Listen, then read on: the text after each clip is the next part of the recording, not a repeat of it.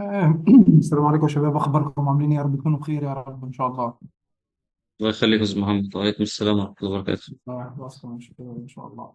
آه، طبعا ان شاء الله بامر الله. يعني الدوره بتاعتنا هي من بدايه القواعد المحاسبيه، تمام كده، طبقا للمعايير، تمام، طبقا لمعايير المحاسبه، تمام، الى اعداد القوائم الماليه، تمام كده. طيب، اول حاجه عشان ابدا محاسبه لازم اكون عارفها. لازم اعرف الحسابات الرئيسيه في المحاسبه، تمام، واعرف القواعد بتاعتها، واعرف كمان الحسابات دي بتشتمل على ايه. عندي الحسابات الرئيسيه في المحاسبه: الاصول والخصوم وحقوق الملكيه والمشتريات والمبيعات والمصروفات والايرادات. الست حسابات اللي انا قلتهم لك دول هم دول الحسابات الرئيسيه في المحاسبه: اصول وخصوم وحقوق ملكيه، مبيعات ومشتريات، مصروفات وايه وايرادات. طيب، كل حساب من الحسابات دي فيه بنود تحتيه، وليه طريقه معينه في الايه في التسجيل، سواء كان مدين او سواء كان ايه دين. اول حساب عندي اللي هو حساب الاصول، معايا يا شباب؟ وحضرتك يا أستاذ محمد. معاك يا أستاذ. الاصول ببساطه هي كل شيء تملكه الشركه. انتوا شايفين الشاشه صح؟ كل شيء اه، شايفين. تملكه الشركه، كل حاجه الشركه بتملكها اسمها ايه؟ اسمها اصول. شوف. جت المعايير الجديده، قال لك زمان كنا بنقول الاصول اصول متداوله واصول ثابته، صح ولا لا؟ مم. قال لك اه، دلوقتي لا، اصول متداوله واصول غير متداوله. يبقى اصول متداوله، يبقى اول حاجه نعرفها طبقا للمعايير لمعيار عرض القوائم الماليه، معيار رقم واحد، تمام، في عرض القوائم الماليه. قال لك ايه؟ قال لك ان الاصول بنقول عليها اصول متداوله واصول غير متداوله، تمام. طيب، تمام. الأصول المتداولة إيه هي الأصول المتداولة؟ قال لك الأصول المتداولة كل أصل سهل تحويله إلى نقدية، سهل تحويله إلى نقدية أو إلى كاش، تمام؟ تمام. طب زي إيه الأصول المتداولة؟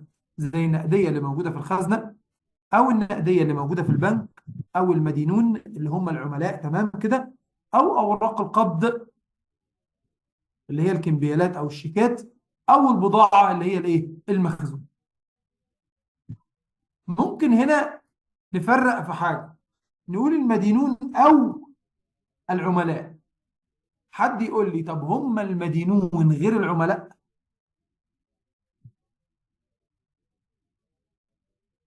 شباب. ايوه، معاك. انا كنا عاملينك انت هتكمل. اه، حد يقول لي المدينون غير العملاء؟ لا، اعتقد واحد. ما هم العملاء اللي هم اللي هيشتروا مننا المنتج بتاعنا، فاعتقد هم المدينين. طيب، المدينون اللي متعلقين بعملية البيع، يعني اللي انا ببيع لهم على الحساب، دول اسمهم عملاء. دول اسمهم ايه؟ اه، عملاء. بس عملاء. ممكن يكون في ناس مديونتين، مديونة غير دول للشركة، زي مين؟ لو موظف واخد سلفة، مم. لو في اه، عهدة مع بعض الموظفين، دول اسمهم مدينون، بس ينفع اقول عليهم عملاء؟ لا. لا، لا. حلو. يبقى انا لازم افرق بين المدينون وبين العملاء. المدينون كل الناس اللي عليها فلوس للشركة، دول مدينون للشركة، سواء كانوا موظفين واخدين سلف، او عليهم عهد، او حتى كانوا عملاء. لكن مم. العملاء تحديدا في بند المدينون هم الناس اللي واخدين مني بضاعة وما دفعوش قيمتها. الناس واخدين مني بضاعة وما دفعوش ايه قيمتها. هنا لازم اقول عليهم ايه؟ عملاء. يعني لازم احددهم واصنفهم بشكل كويس جدا. تمام يا جماعة؟ واضحة النقطة دي؟ اه، تمام. يبقى لازم تبقى انت فاهم النقطة دي كويس. اوراق القبض، اوراق القبض دي زي ايه؟ لو حد ادى الشركة كمبيالة، او ادى الشركه شيك وقع على نفسه، فالكمبياله كده كده الشركه هتصرفها، او الشيك كده كده الشركه ايه هتصرفه، فاسمه اوراق قبض، فلذلك هو اصل من الاصول، يعني حق من حقوق الايه الشركه.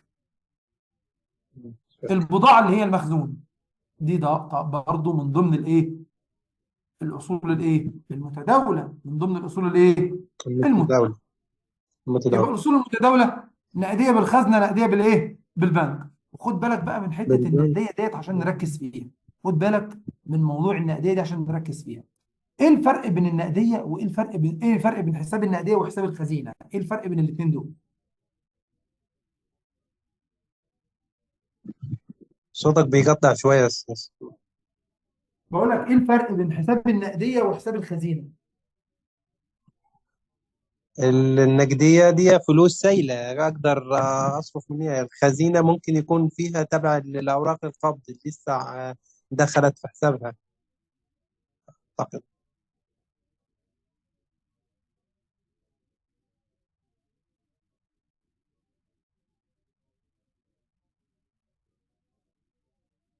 ها شباب، اللي معانا كله يا أيوة يا جماعه باشا أنا يشارك كده عشان رديت. نبتدي نفكر.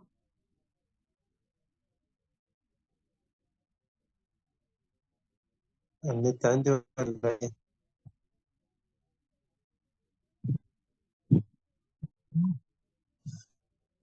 ها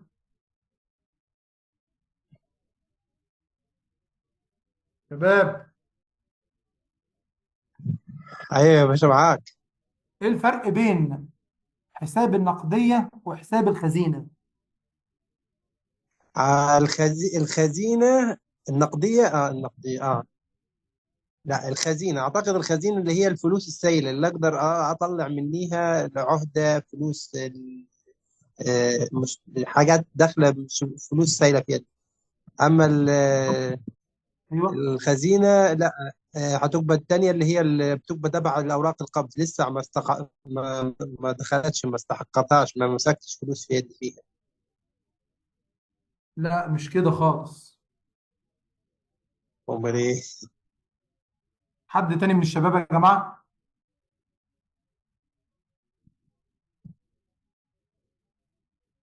حساب الخزانة ده بيبقى مرتبط بالحسابات البنكية تقريبا.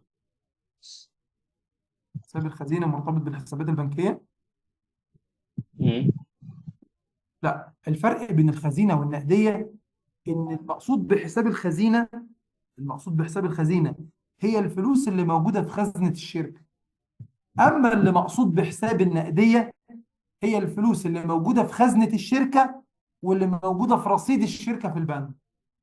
يبقى النقديه اشمل من الايه من الخزينه. النقديه كل الفلوس اللي الشركه بتملكها دي اسمها حساب النقديه، سواء كانت الفلوس موجوده في خزنه الشركه او سواء كانت موجوده في حساب الشركه اللي في البنك، فدي اسمها ايه نقديه. تمام مم. كده. اما حساب خزينه يبقى الفلوس اللي موجوده في الخزنه، اما حساب بنك يبقى الفلوس اللي موجوده فين في البنك. يبقى لازم نفهم النقط دي يا جماعه واحنا شغالين. تمام. ولذلك في القوائم الماليه يقول لك النقديه وما في حكمها. تمام كده. طيب، يبقى الاصول المتداوله نقديه بالخزنه، نقديه بالبنك. وضحت يا جماعه؟ المدينون او العملاء، اوراق القبض تمام. او الكمبيالات، البضاعه اللي هي الايه المخزون. طيب. آه ثانيا، يبقى اول حاجه في الاصول اصول ايه متداوله. قال لك المعيار الاصول برضو بتنقسم الى اصول غير متداوله. اصول غير متداوله. قال لك متداول. والاصول الغير متداوله بتنقسم الى اصول ملموسه واصول غير ملموسه. يبقى الغير متداول ده بينقسم الى اصول ملموسه واصول غير ايه ملموسه. غير قال ملموس. لك طب قال لك طب ايه الاصول الملموسه؟ قال لك الاصول الملموسه اللي هي كنا زمان بنقول عليها الاصول الثابته. تمام كده. اللي هي الاراضي والمباني والاساس والسيارات والاجهزه والالات والمعدات. كل دي اسمها اصول ايه ملموس. ملموسه، اللي هي الثابته. ملموس. قال لك والجزء الثاني اصول غير ملموسه. اصول غير ملموسه يعني ما اعرفش امسكها، ما اعرفش امسكها. زي ايه؟ قال لك زي براءة الاختراع، حقوق الملكية الفكرية، الشهرة بتاعت المحل. لو عندك محل مشهور لو عندك الاسم محل بتاعه. مم. مشهور زي هايبر مثلا، هايبر وان مثلا، تمام، لو احنا في مصر، تمام، او هايبر باندا لو انت في السعوديه، تمام. فيجي يقول لك تمام. ايه، لو جيت تقيم المحل او جيت تقيم الهايبر، هيجي يقول لك ايه المبنى ده بمليون، هتقول له تمام. هيقول لك والبضاعه اللي موجوده كمان جوه، اللي هي البضاعه اللي موجوده عنده بمليون، كده يبقى كام؟ 2 مليون. هيقول لك والسيارات بمليون، تمام، 3 مليون، يبقى المبنى موجود بمليون، السيارات بمليون، البضاعه موجوده بمليون، كل دي حاجات ملموسه موجوده قدامي. يجي يقول لك ايه، اسم بس الشهر. مم. معلش انا لما ابيع لك الهايبر هبيعه لك ب 5 مليون. طب ليه بتبيعه لي ب 5 مليون؟ ما انت قلت لي مليون ومليون ومليون ثلاثه. قال لك مم. لا، ما هو معلش اصل انا مشهور. يعني ايه مشهور؟ قال لك يعني عشان الناس عارفه هايبر باندا او هايبر وان، فالناس بتيجي لي على الاسم، فلما بتجي لي على الاسم فانا ببيع اكتر فبكسب اكتر. قلت له تمام.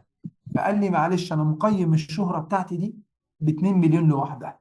قلت له بس الشهره ديت انا مش عارف امسكها. قال لك ما تمسكهاش، هي موجوده في دماغ مين؟ الناس، والناس عارفه الايه؟ الاسم، فبتيجي ايه عليه. فانا بامر الله بحقق بسبب ده ارباح، صح ولا لا؟ صح. تمام. طيب، يبقى دي اسمها اصول غير ايه ملموسه. واحد مخترع، غير ملموس. واحد مخترع آلة، اخترع آلة. لو جيت تشتري الآلة هتشتري قطعة الحديد اللي موجودة دي كلها، مش هتعمل لها 100,000. لكن هتلاقيه بيقول لك إيه، لا ده الآلة دي ب 10 مليون. هتقول له ليه؟ هيقول لك أصل الآلة ديت بتصنع لك تليفون، بتصنع لك تليفون. فهتقول له عادي بس هي كلها كده على بعض مش هتجيب 100,000. هيقول لك بس الفكرة اللي فيها عشان تصنع لك التليفون ده، هي دي الفكرة اللي مطلعها لي بكام؟ مثلا بالتسعة مليون الزياده. يبقى هو خد حق براءة ايه؟ اختراع. نفس الكلام في حقوق الملكيه الفكريه. حقوق الملكيه الفكريه مرتبطه بالكتب. تيجي تلاقي الكتاب لو جيت تقيمه كورق، لو جيت تقيمه كورق يطلع مثلا ب 50، ب 50. طب تلاقيه هو بيبيعه بكام؟ ب 200. طب ليه بيبيعه ب 200؟ يقول لك اصل انا ليا حقوق ملكيه فكريه، تعبت ونظمت وكتبت الكتاب بشكل كويس وكتبت لك حاجات مختصرة وفهمتك حاجات بشكل سريع. فدي اسمها حقوق ملكية فكرية. فده أصل من الأصول، ولكنه أصل غير إيه؟ غير ملموس. غير ملموس. واضح يا جماعة؟ واضح معك. تمام يا أستاذ محمد.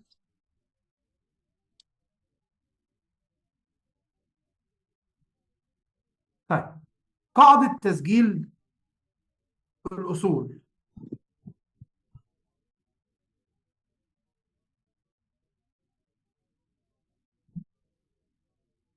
قاعدة تسجيل إيه يا جماعة؟ الأصول. الأصول دي البنود بتاعتها اللي هي النقدية والأراضي وبراءة الاختراع وحقوق الملكية والشغل. قال لك دي كلها بنود اصول، سواء كانت اصول متداوله او اصول غير متداوله او اصول غير ملموسه، صح كده؟ قال لك الاصول دي صح. كلها طبيعتها مدينه. طبيعتها ايه؟ مدينه. مدينة. مدينة. والزياده فيها بتبقى زي طبيعتها مدينه. يعني ايه؟ يعني لو النقديه زادت عندي بتيجي في الجانب المدين، يبقى الاصول طبيعتها مدينه، والزياده في اي بند من بنودها بيخليها مدين. مدني. مدينة برضه. لو اشتريت ارض الاراضي زادت يبقى مدينه، لو اشتريت مبنى المبنى زاد يبقى مدين، لو اشتريت سيارات السيارات زادت تبقى مدينه. طب لو الفلوس اللي عندي نقصت، صرفت مصروفات، قال لك الفلوس لو نقصت تبقى دائن. دائن دائن بقى المفروض. يبقى الاصول طبيعتها مدينه، الزياده فيها بتخليها مدينة ايه؟ زيها. مدينه. اما النقص بيخليها ايه؟ دائن. تمام، وهنشوف مم. الكلام ده فين في القيود ان شاء الله. قال لك يعني النقديه لو نقصت، النقديه لو نقصت هتبقى تبقى تيجي دائم. في الجانب الايه؟ قال لك في الجانب بداينة. الدائن. اه الدائم. تمام. تمام يا أستاذ محمد. تمام. طيب، ندخل بقى على الخصوم وحقوق الايه؟ الملكيه. معلش يا أستاذ محمد، هو في أسامة الخولي بيحاول يدخل ومش عارف. ما كاتب يا هو ريت حد يا جماعة يرد عليا، أنا المشكلة عندي ولا في المجموعة، مش عارف يدخل على الزوم تقريبا. أستاذ محمد مراد بس يدخله أو يشوف معاه بس الموضوع. اه ماشي، ممكن نكتب بس من الاستاذ محمد مراد بعد اذنكم، اكتبوا له يعني، اكتبوا له بعد اذنكم.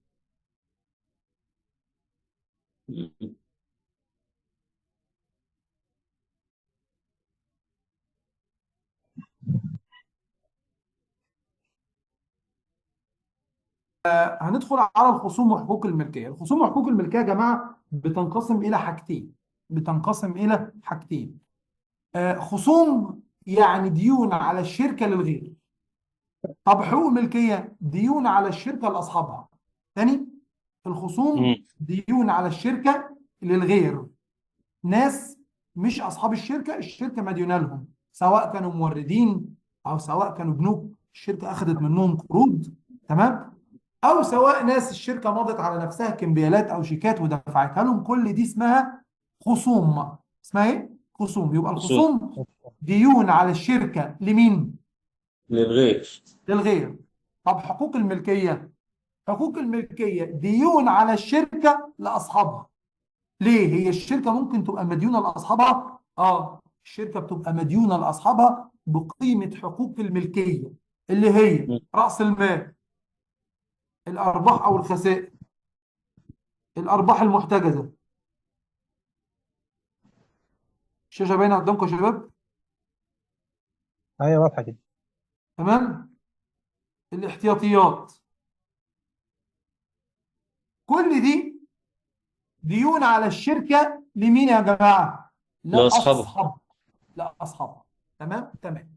يبقى الخصوم ديون على الشركة للغير، زي مين؟ زي الدائنون أو العملاء. الموردين. قلت لك في فرق بين الدائنون أو الموردين؟ نفس بالظبط ما في فرق بين الدينون أو المدينون أو الموردين أو مين أو المدينون العملاء. والعملاء، أيوه أيوه. الدائنون دول يا جماعة كل الناس اللي مديونة للشركة، كل الناس اللي داينة للشركة، كل الناس اللي داينة للشركة. تمام؟ مم. ممكن يكونوا موردين، تمام، وممكن يكونوا موظفين. ليه؟ هم الموظفين ممكن يبقوا داينين الشركة لو ليهم مرتبات المرتبات. حق، صح. أيوه أيوه. طب لو انا خدت ايراد مقدم، ما هو ده برضو يدخل ضمن الدائنون، صح ولا لا؟ لو واخد أيوه صح. ايراد مقدم من حد، مش ده التزام عليا؟ لان انا مم. خدت ايراد وما قدمتش بيه خدمه او ما عملتش بيه حاجه، ده التزام ايه عليا، فاسمه برضو دائنون، بيدخل ضمن الدائنون. اما الموردين بيدخلوا ضمن الدائنون، ولكن الموردين هم الناس اللي انا اخدت منهم بضاعه وما دفعت لهمش فلوس. يبقى الموردين هم داينين الشركه ولكن في نطاق ان انا اخدت منهم بضاعه او سلع وما دفعتش فلوس، فدول اسمهم ايه؟ موردين. اما أيوه. الدائنون موردين. ممكن تبقى ايرادات خدتها انا مقدم، فصاحب الايراد اللي انا خدت منه ده دايني. مم. مرتبات ما دفعتهاش، فدول برضو الموظفين ليهم مصروفات مستحقة، فالمصروفات المستحقة مصروفات مستحقة ضمن مين؟ ضمن الدائنون. تمام؟ الضريبة السنوية اللي بتكون موجودة عليا دي برضو يوم 31/12 بتكون ضمن مين؟ ضمن الدائنون، لأن ده التزام عليا للهيئة، أو لو في مصر التزام عليا لمصلحة الضرائب، صح كده؟ مم. معايا يا جماعة؟ أيوة مع معاك. حضرتك. القروض التزام عليا للبنك. اوراق الدفع لو الشركه خدت من حد بضاعه ومضت له على كمبياله او شيك، دي اسمها اوراق ايه؟ دفع. دي اسمها كلها خصوم. حقوق الملكيه هي الديون اللي على الشركه لمين؟ لاصحابها، زي راس لأصحابه. المال، تمام، الارباح او الخسائر، الارباح المحتجزه، تمام كده، المين؟ الاحتياطيات. كل دي اسمها حقوق ايه؟ ملكيه. طب قال لك قاعده تسجيل الخصوم وحقوق الملكيه، قال لك هي الاصول مش طبيعتها مدينه؟ مم. قال لك الخصوم طيب. وحقوق الملكيه طبيعتها عكس الاصول، طبيعتها ايه؟ دائنه. دائما. طب تعالى بقى، اي بند من البنود دي لو زاد، لو الموردين زادوا او القروض زادت عليا، تمام كده، قال لك الحاجات دي لو زادت تبقى زي الطبيعه بتاعتها. اي بند من بنود الخصوم وحقوق الملكيه بيجي البند ده في الجانب الايه؟ الدائم. دائم. بيجي في الدائم الجانب الايه يا في حالة جماعه؟ بيجي في الزيادة. الجانب زي الزياده بالظبط كده. طب لو مم. نقصت، قال لك بيجي في جانب الايه؟ المدين. المدين. المدينة. يبقى الخصوم وحقوق الملكيه طبيعتها دائمه، يبقى لو زادت زي طبيعتها دائمه. طب لو زي نقصت طبيعة. مم. تبقى يبقى مدين. مدينة. اه، يبقى انا عكس مهم طبيعتها. جدا اعرف ان الاصول طبيعتها ايه؟ مدينه. الأصول مدينة والزياده في والزيادة اي فيها بند زي من طبيعتها. والزياده في اي بند من بنود الاصول هتبقى مدينه زي طبيعتها. اما النقص في اي بند من الاصول بيخليه ايه؟ دائم. دائنة. اروح على الخصوم وحقوق الملكيه، قال لك طبيعتها ايه؟ دائنه. طب الزياده في اي بند من بنودها بيخلي البند زي الطبيعه اللي هو ايه؟ دائم. دائم. طب النقص في اي بند من بنود الخصوم بيخليه ايه؟ مدين. مدينة. خلاص، مهم جدا اعرف القواعد ديت وراجع عليها بشكل كويس، وتبقى بالنسبه لي ما فيهاش كلام، يعني ما فيهاش كلام، لانه انا بشتغل قيود يوميه، تمام، بسجل عمليات، مش هعرف اسجل الا لما اكون عارف القصه دي. طيب، ندخل على الحساب الرئيسي. احنا قلنا الحسابات الرئيسيه اصول، خصوم وحقوق ملكيه، ادي كده حسابين. عندي حساب كمان رئيسي اللي هو ايه؟ حساب مين؟ المشتري. تستحق. المشتريات قال لك دائما مدينه. المدينة. المشتريات دائما ايه؟ المدينة. مدينة. المشتريات دائما مدينه. المدينة. قال لك المشتريات دي في ثلاث حاجات تبعها يتبعوا لها. مين مم. هم؟ قال لك مردودات المشتريات، يعني لو انا اشتريت حاجه ورجعتها.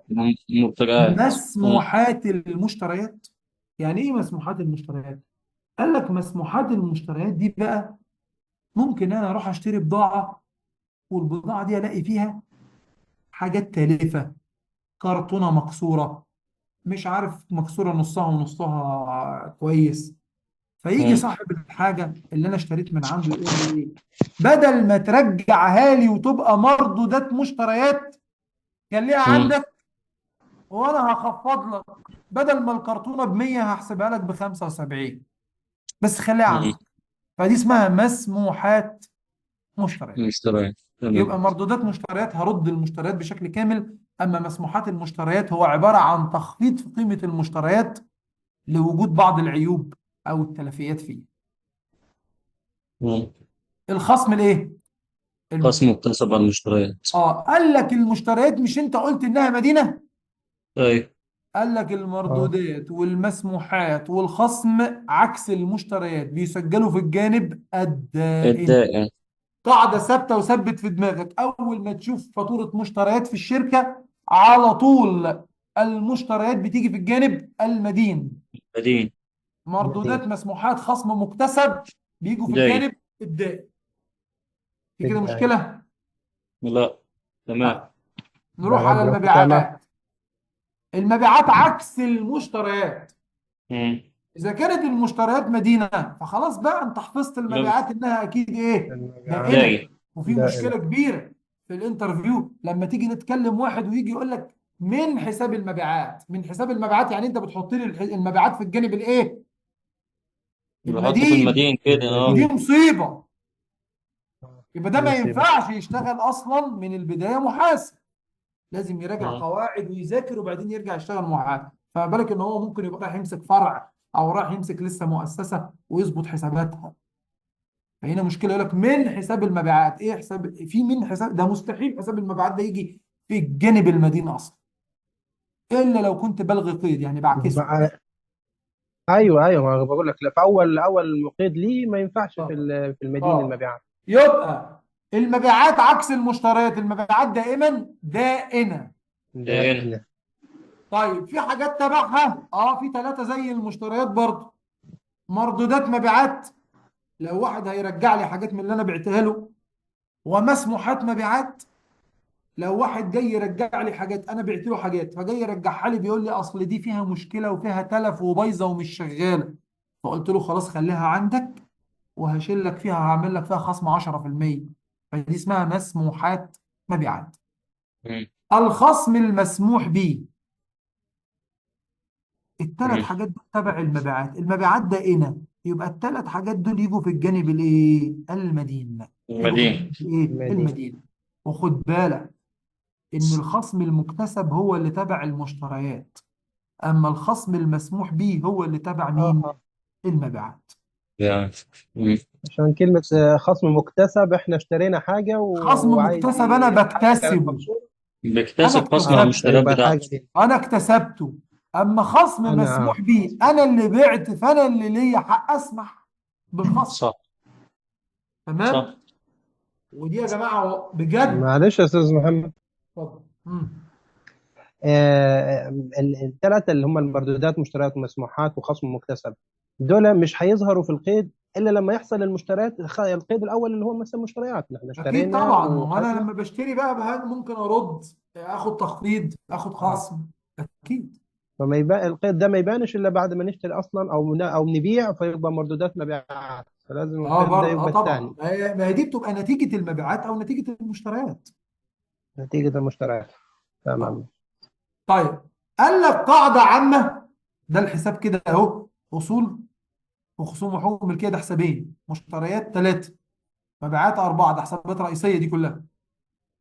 مصروفات قاعده وإيرادات عامه: يبقى كده جميع ست. المصروفات، مم. جميع المصروفات مدينه. مدينة. يعني مصروف اجور ومرتبات بيجي في الجانب المدين، مصروف كهرباء، مصروف صيانه، مصروف ميه، مصروف هاتف، مصروف نت. تمام. مم. مصروفات تشغيليه، اي مصروفات بتيجي في الجانب الايه المدين، مدينة. مدينة. ما عدا انها تكون مصروفات مستحقه او مصروفات مقدمه، ده موضوع تاني، دي اصول وخصوم اصلا، فملناش علاقه بيها دلوقتي. بس انا بقول لك ان المصروفات بس فقط كده: مصروف اجور ومرتبات، صيانه، ايجار، نت، كل الكلام ده كله بيجي في الجانب المدين. طب جميع الايرادات بتيجي في الجانب الايه الدائن. ما هي الايرادات عكس المصروفات، المصروفات مدينه، تبقى الايرادات ايه دائنه. ما انت لازم برضو تكون ايه لماح. انت والإيرادات برضو حاجة زي تبع الأرباح كده، فيبقى اللي إيه؟ هو القسم لا، اللي هو هي الدائم. الايرادات، قدمت خدمه لحد، انا شركه صيانه، ايرادات صيانه دائنه. تمام. ايرادات أرباح استشارات، للشركة أو للمؤسسة. هي مش ارباح، هي ايراد، لسه ارباح دي او كده إيراد. بتبقى بعدين في قائمه الدخل. هي دي اسمها اه ايراد. اه. في فرق بين الايراد والربح. إيراد. الربح انا حسبت الايرادات بتاعتي وخصمت منها مصروفات، طلع لي ربح او خساره. اما الايرادات اه. هي فلوس جايه كل لي، حاجة دخلت هي فلوس جايه من لي. خدمة، من مبيع، من خدمة، من مبيع، من بيع حاجة، من بيع أي حاجة، كل ده اه إيراد. كل دي اسمها ايرادات. ولكن الايرادات اه الرئيسيه هي مين؟ المبيعات. انا لما بكون ببيع المبيعات. اه سلع، دي الايرادات الرئيسيه بتاعتي، دي الايرادات الايه اه. الرئيسيه بتاعتي.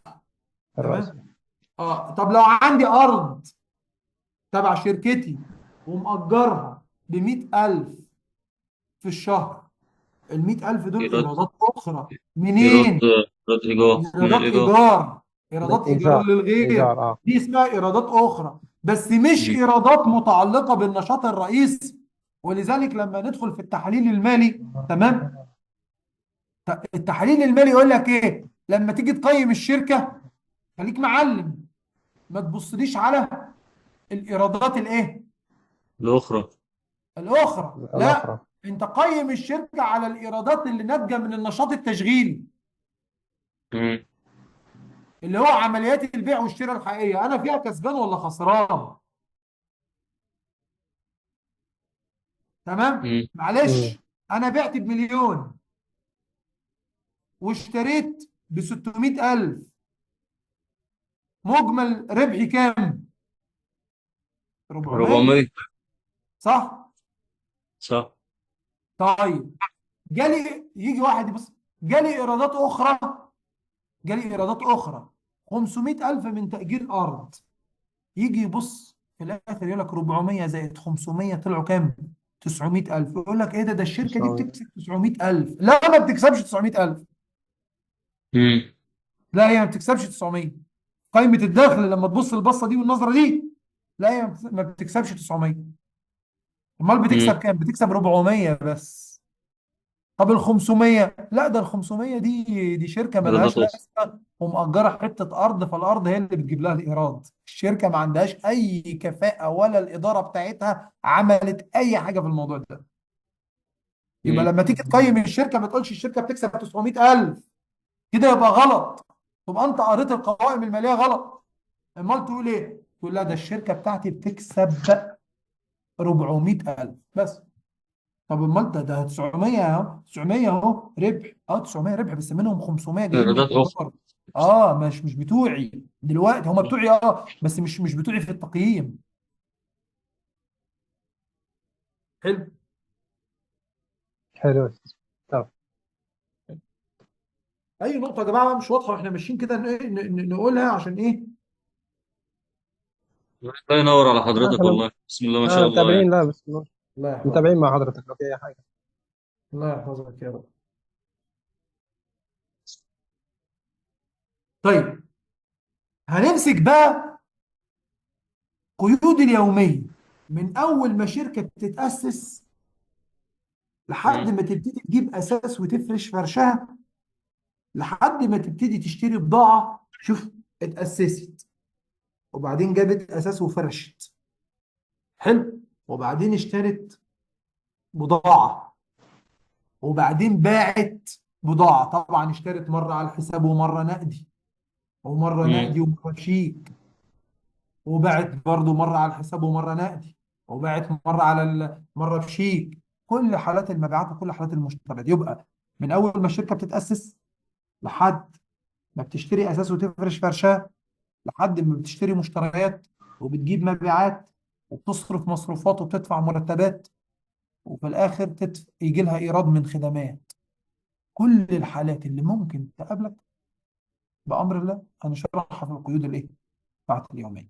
تمام. تمام. نبدا بسم الله. ده كده اسمه تسجيل العمليات في دفتر الايه اليومي. القيد رقم واحد بيقول لك في يوم 1/12 تأسست الشركة الشرقية برأس مال كام؟ مليون، وتم إيداعه مليون بالبنك. بالبعد. يبقى يوم 1/12 ما كانش في شركة. الشركة اتأسست بقى برأس مال كام؟ مليون، امم. وتم إيداعه فين؟ في البنك. هو أنا لما أحط فلوس في البنك البنك هيزيد، صح؟ هو ما كانش في حاجة، زاد بمليون صح؟ لأني حطيت فيه رأس المال. طيب تعالى كده على القواعد. بص، النقدية بالبنك ضمن ضمن مين؟ الاصول. الاصول. طب والزيادة مظبوط. بيخليها فين؟ في جانب المدين. في نفس الجانب بتاع المدينة. في المدين. أروح رايح أقول حساب البنك، يجي في امم. الجانب الإيه؟ المدين يزيد بالمليون. حلو. المدين. ليه يجي في امم. المدين؟ لأن البنك حطيت فيه فلوس فزاد. امم. والبنك أبص حساب البنك زاد امم.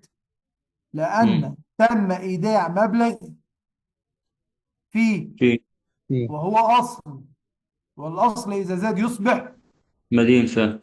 مدين. في أكتر من نفس كده طبيعته توضيح؟ مدينة. في نفس في لا أكتر من بالربط. كده توضيح. تمام. طبعا دفتر اليومية بعمل له عمود اسمه عمود مدين. حتى في البرامج بيكون متصمم كده مدين امم. وداين. بس خد بالك المحاسب اللي ما يعرفش يسجل دفتري وبيدخل بس على الجهاز ده محاسب اللي هو داتا انتري، يعني فاهم؟ يعني مدخل امم. بيانات.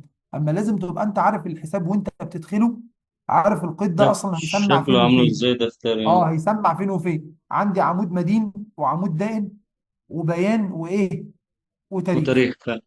تمام. طيب حساب البنك زاد بكام؟ بمليون. فجي في الجانب بالمليون. المدين لانه اصل من الاصول. في كده مشكله يا جماعه؟ لا، لا تمام. تمام. طيب هو البنك زاد بقيمة مين؟ بقيمة بص، قيمة مين؟ رأس المال، رأس المال. رأس المال. طب رأس المال ده ارجع للقواعد، ما انا قلت لك القواعد دي أهم حاجة. رأس المال ضمن مين؟ هو الملكية. وحقوق الملكية لو زادت تبقى ده ايه طبيعته؟ نفس ده ايه؟ طبيعتها ده إيه؟ اروح رايح اقول الى حساب رأس المال بكام؟ بمليون. بالمليون. الكلام ده تم يوم كام؟ 1 12 1. 1/12. توضيح العملية، قيد إثبات إيداع رأس المال بالبنك. مم. يبقى خد توضيح بالك إن العملية دي أنا مهمة في طبعا ده أنا هقول لك على توضيح حاجة. العملية دي إن أنا في ده الوصف بتاع القيد، وصف العملية. بص، مم. أنت عارف لو أنت تمام. رايح تمتحن في سجل محاسبين أو في سجل مراجعين، تمام، لو لقاك ما كتبتش من وإلى، بص خد بالك إن المدين من بدأ من أول السطر، بص الدائن الى في أي. نص الايه السطر. بص نخليها الى في نص مترحلة عنها السطر. كده، اه. اه ايوه. مش مش من ايوه. والى تحت مش في نفس بعض، مش من حساب تحت البنك بعض، والى أه. حساب راس المال تحت بعض، لا. لا، مترحلة كده، اه لا، بص اه. دي من بدأ من اول السطر الى بدأ من نص السطر. لو ما لقاش كتبت نص تنسيق السطر. القيد بالشكل ده ينقصك. ولو التنقيص ده أه. هيسقطك في الامتحان كله يسقطك. ده ليه؟ دي ألف ده دي ألف ب لان دي خالص قواعد دي. مم. التسجيل المحاسبي. مم. قواعد التسجيل المحاسبي. في كده مشكلة؟ تمام. لا، لا تمام تمام. زمان. حساب رأس المال زاد لأن صاحب الشركة أسس، وهو من حقوق الإيه؟ الملكية. وإذا زادت حقوق الملكية أصبحت دائم. دائنة. ندخل على القيد الثاني، ندخل على القيد الثاني. الراجل بعد ما أسس الشركة بتاعته وراح حط المليون في البنك، البنك زاد ورأس المال زاد، قلنا من حساب البنك إلى حساب رأس المال. قال لك إيه بقى؟ قال لك أنا هروح أسحب تاني يوم 300,000 من البنك وأخليهم معايا في الخزنة عشان أصرف منهم، عشان مم. أصرف منهم. ماشي. قال لك في يوم 2/12 سحبت الشركة الشرقية من البنك مبلغ كام؟ 300,000. 300,000. وتم 300,000. ايداعه فين؟ في الخزنه. يعني الخزين. ببساطه راح البنك خد من البنك 300 وحطهم في الخزنه. الخزنة زادت ب البنك نقص ب 300,000. 300، البنك نقص ب 300 والخزنه مم. زادت بكام؟ ب ب 300. 300. 300. طب البنك لما ينقص مم. يجي في الجانب الايه؟ اتضايق. هو الدائن. أصله مدين. هو أصله مدين هو نقص طبيعته يبقى مدين. دائن. اه بس احنا خلاص بقى نقص يبقى الجزئيه دي يبقى عايزين دائن. ايه الحاجات دي نطلع. في مخك تقولها على طول بسرعة في اه ثانية احنا كده. عايزين بقى نطلع منها. هو خلاص زاد مدين قل دائن. اتضايق. مم. دائن. البنك قل ولا نقص؟ البنك قال سحبت منه. البنك ما قال. قال هي ناقص. ماشي، مش مركزين مع التعب. ايوه، قال هي ناقص. طيب ما اقول. ماشي. طيب نركز بعد كده. البنك قل ولا زاد؟ البنك قال. طيب قل يبقى يجي في الجانب الايه؟ الدائن. اتضايق. والدائن دايما الدائن. بيكتب في السطر الثاني، ما يعني ما ينفعش اكتب الدائن هنا. اه. ايوه. هقول ايوه. 300,000 الى حساب الايه؟ البنك. البنك. مين اللي زاد؟ خد الفلوس حطها في الخزنه. الخزنه خزينة زادت. زادت ب 300,000. فالخزنه لما تزيد هي يبقى اصل، مدين. والاصل لما يزيد يجي فين؟ الجانب المدين. المدين. مم. المدين. 300,000 من حساب الخزينه. يبقى مم. هنا من حساب الخزينة، خزنة زادت ب 300 إلى حساب البنك لأن البنك قل فجه في الجانب الإيه؟ الدائن. يوم 2/12 سحب مبلغ من البنك وإيداعه بالخزينة. بالخزينة. بالخزن. خلصت؟ خلصت. تمام، الله ينور. تمام. كود رقم 3. الشركة بقى عايزة تفرش بقى، تجيب لها شوية مكاتب كده للموظفين وشوية كراسي ونظبط الدنيا. مم. يوم 3/12 قامت الشركة اشترت أساس بمبلغ 50,000 نقدا. يعني خدت الفلوس منين؟ الخزنة، صح ولا لا؟ من الخزنة الخزنة، من الخزينة طب الخزنة لما تنقص هي أصل، خزنة لما يبقى ده تنقص تيجي في الجانب الدائن. الداين. الدال. أنزل تحت وأقول 50,000 إلى حساب الخزينة. ليه قلت إلى حساب الخزينة في الدائن؟ لأن الخزنة نقصت. مم. طيب نقصت، هو الشركة اشترت إيه؟ أساس. أساس. تعالى كده على الأساس. القواعد. بس دي القواعد الأساس صح؟ أدي من الأصول ضمن أهي. الأصول. بص اه، الأساس من ضمن تبع مين؟ الأصول. الأصول. الأصول. والأصول الأصول. لما تزيد تبقى، مدينة. ليه هي الاساس زاد؟ ما الشركه اشترت، طالما اشترت حاجه يعني الحاجه اللي عندها زودتها، صح ولا صح. لا؟ صح. صح، يبقى الشركه ايه؟ اشترت. يبقى الاساس عندها زاد وهو اصل، والاصل لما يزيد يجي في الجانب الايه؟ المدين. المدين. الى حساب الخزينه، الخزينه نقصت بال 50,000، ما هو خد ال 50,000 من الخزنه وراح دفعهم فين؟ في الاساس. شراء اساس في وسداد الأساس. قيمته نقدا يوم 3/12. القيد رقم 4. الشركه قالت لك الناس مش هينفع تدنها قاعده كده على المكاتب فاضيه، لازم نشتري لها شويه ايه؟ اجهزه. جزء. أجهزة. مم. والاجهزه دي من الاصول، صح؟ قامت أيوة. يوم 4/12 الشركه اشترت ايه؟ أجهزة. اجهزه. أجهزة. بمبلغ كام؟ 20. 20,000. 20. 1000 نقدا. مم. راحت واخده من الخزنه 20,000. الخزنه حصل لها ايه لما خدت منها ال 20,000؟ قلت بال20,000. نقصت. قلت بالايه؟ بال 20,000. الخزنه لما تقل تيجي في 20. الجانب الايه؟ الداعي. تيجي في الجانب الدائري. طيب اشترت الشركه ايه؟ أجهزة، حساب أجهزة. الأجهزة. أصول الاجهزه دي، برضه. الاجهزه دي ضمن مين؟ ضمن الأصول. ولما ماشي. الشركه اشترت اجهزه يعني ما كانش عندها اجهزه، بقى عندها اجهزه، فالاجهزه زادت، والزياده في زادت. الاجهزه تخليها في الجانب الايه؟ مدينة. في المدين. المدينة المدين. 20,000. يبقى 20,000 من حساب الاجهزه، إلى و20,000 حساب الى الخزين. حساب الايه؟ الخزين. مدينة. الخزين. الكود رقم 5. 5/12 اشترت الشركه الشرقيه سياره بقيمه كام؟ 100,000 نقدا. مم.